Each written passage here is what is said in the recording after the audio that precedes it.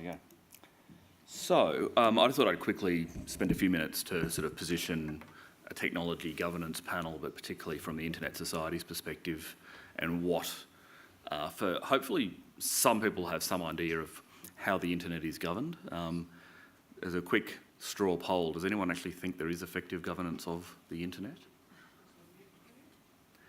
And it's an excellent question. The question is, does there need to be? And I would probably say no, there doesn't. So what is internet governance? What I would say is that unlike IP law, which I think most people here are familiar with, there is very little international treaty framework around the way the actual nuts and bolts of the internet work. There's also very little national law. So for example, the domain name system, every domain name that ends in .au, the statutory framework for that is 2 sections of the Telecommunications Act, which provide the ACMA and the ACCC the power to step in firstly and designate a manager of electronic addressing, and then, but only if they're not satisfied with the way it's doing the job currently, and then to give directions to it. But effectively there's an internal check and balance in there that both the ACMA and the ACCC need to agree. Effectively it has been left to the non-governmental sector to work. Many people will know that is AUDA, .au Domain Administration Limited. It is a public company limited by guarantee, not for profit, which anyone can join. I'm a member, my firm's a member. Many people are. It is sort of, and effectively it creates this mechanism for policy development.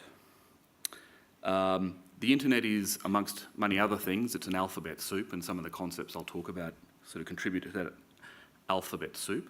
The Internet Society itself at a global level basically facilitates the protocols and standards by which the internet works. There are 2 key bodies, the Internet Architecture Board, the IAB, and the Internet Engineering Task Force, the IETF, which many of you will know, create requests for comments, RFCs, and at some point along the process an RFC becomes an IS, an internet standard. So that's effectively the way the internet works at a technical level, and a lot of those RFCs in fact go above the technical level into organisational, operational things. There is a body called ICANN, the Internet Corporation for Assigned Names and Numbers, which is a not-for-profit California corporation. It's basically responsible for 2 things, names and numbers.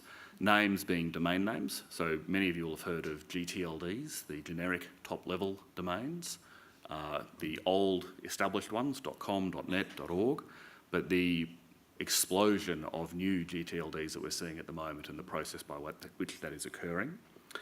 They also do probably the less heralded but possibly technically more important role of numbering, which is the IP addresses themselves.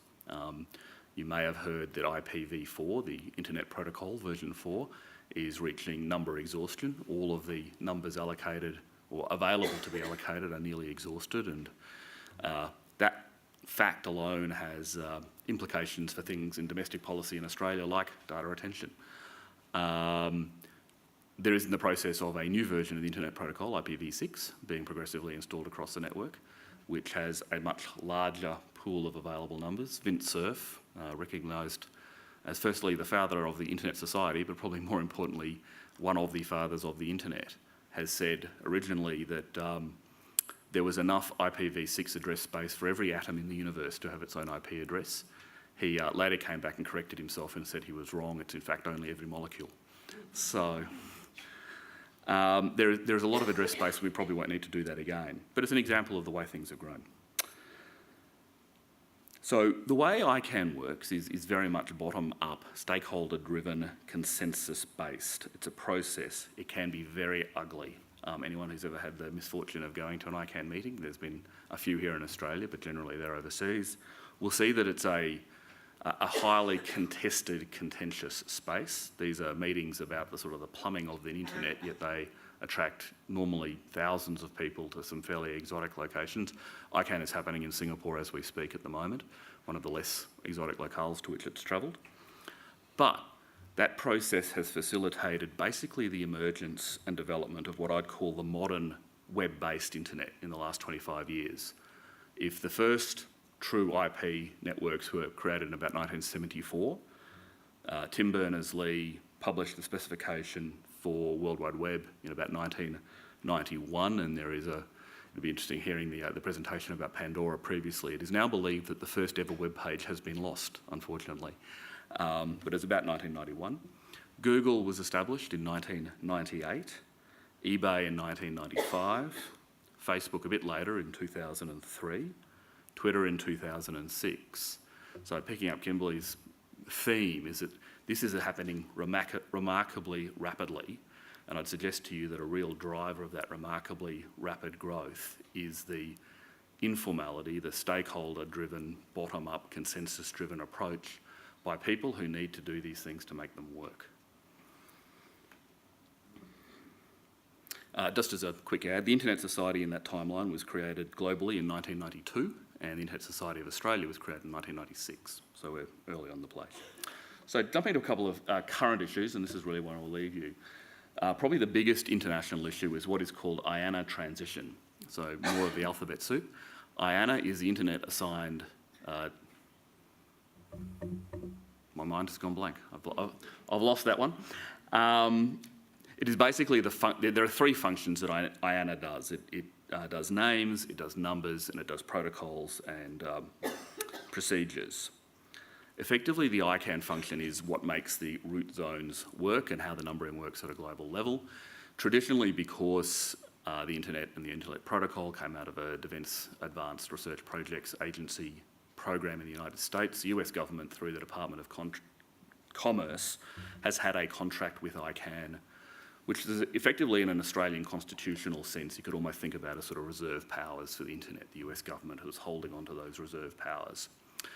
The US government has announced that it will no longer wants to have those reserve powers. It wants to let them go, but they have to go to something else, and that process is being worked through at the moment. So IANA transition, as technical and boring as it sounds, is actually probably one of the most fundamental things that is going to ever happen in the way the Internet works. It's the US cutting the final strings of national government control of the Internet. There's three Australians who are deeply involved in this, and all three happen also, well, there's at least three Australians. The three I'm going to mention are also directors of the Internet Society. So Narelle Clark, who is a former president of the Internet Society of Australia and is on the board of trustees of the Global Internet Society, is actually a member of the transition group, and I've got the acronym wrong, it's the ICG. Craig Ing, who's former partner of mine and is now General Counsel of APNIC, one of the least understood overachievers in Australian technology, but they're based in Brisbane. They allocate IP addresses basically to the entire Asia Pacific. They're very involved, and Krista Spain, who's the CEO of Outer, is also a board member of ICANN, and they'll be the fundamental party who'll decide what the contract will say. So those three individuals are really involved in this process. Other things, Trans-Pacific Partnership, others have spoken about that. I think, as everyone knows, it's quite opaque as to what's happening with TPP, even to timelines. I'm not aware if there's sort of been any recent updates since late last year as to where the program is going. I heard for the first time today that apparently the IP chapter is now settled, but of course, other than leaks of possibly accurate, possibly not, nobody really knows what that says. That will have obviously a massive impact in the way we can, as a nation, set our IP policies and laws for the future. A couple of others I just wanted to put on the worth mentioning at the moment. At the national level now, data retention. So the Internet Society, our formal position is on our website, which is shiny and new and re-released today. Like many organisations, we have concerns that the data retention bill is not particularly... it's not going to be effective in achieving its stated aim, and there's some real questions as to whether the stated aim is worth achieving. In the Attorney-General's Department's submissions to the Parliamentary Joint Committee on Intelligence and Security raises again a commitment from the government to restart or to proceed with telecommunications sector security reform, which I think had actually dropped off the radar for a long time. I really only noticed that when I was preparing for this. One of the points that Kimberley's probably talked about more, the online copyright industry code. The Internet Society, through myself, is represented as part of the stakeholder group who are involved in that process. It's the Comms Alliance's process, and it's for them to discuss it. However, I understand that a draft will be released for public comment quite soon, maybe as early as next week. And then sort of perhaps other things, once again more technical, but people should think about, particularly in the education sector, is that the AUDA, the Australian Domain Names Administrator, has two things. It's got the 2015 names panel, which Derek is the chair of. It's also got the EDU AU Governance and Policy Review. It's been through an issues paper and discussions paper process, and submissions are formally closed, but there'll still be some more discussion probably, or not so much discussion as action around that imminently.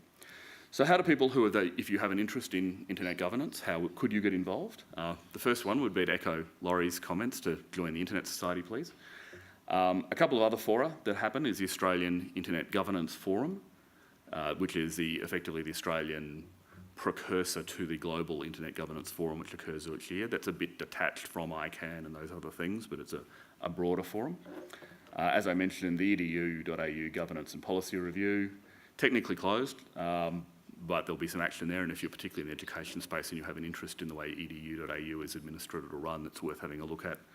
I think that's, domainname.edu.au. And the AUDA 2015 Names Policy Panel, which I think has had its first meeting, Derek, but...